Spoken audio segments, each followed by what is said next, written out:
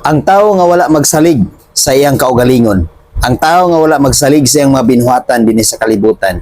Ang tao nga wala magsalig nga siya nakabuhat og maayo, siya nakasulti og maayo, kundili nagsalig siya sa Ginoo ug nagtuo siya sa Ginoo.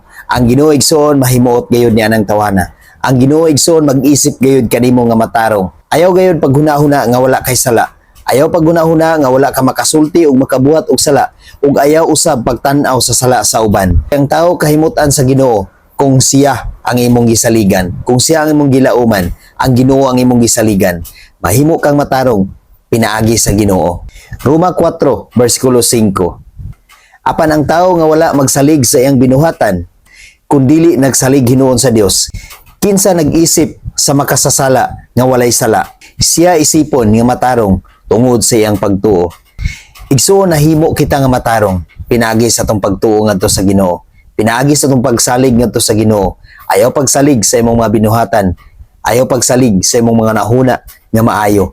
Tungod kay ang tao nga tinuod nga bulahan, katong tao nga walay laing gisaligan, kundili ang Dios lang. Ayaw gayud pagsalig sa imong binuhatan dinhi sa kalibutan kung unsa ang naa kanimo karon, kay base unyag ang Ginoo wala nahimuot niana. Saligi siya tungod kay pinaagi sa imong pagsalig ngadto sa Ginoo, pinaagi sa imong pagtuo ngadto sa Ginoo, mahimo kita nga matarong.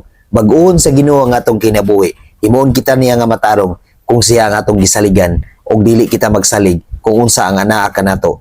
Ayaw pagpa-komportable kung nakabuhat o nakasulti ka og maayo.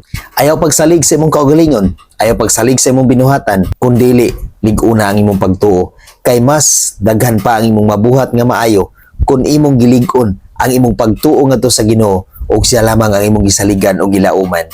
God bless sa tanan.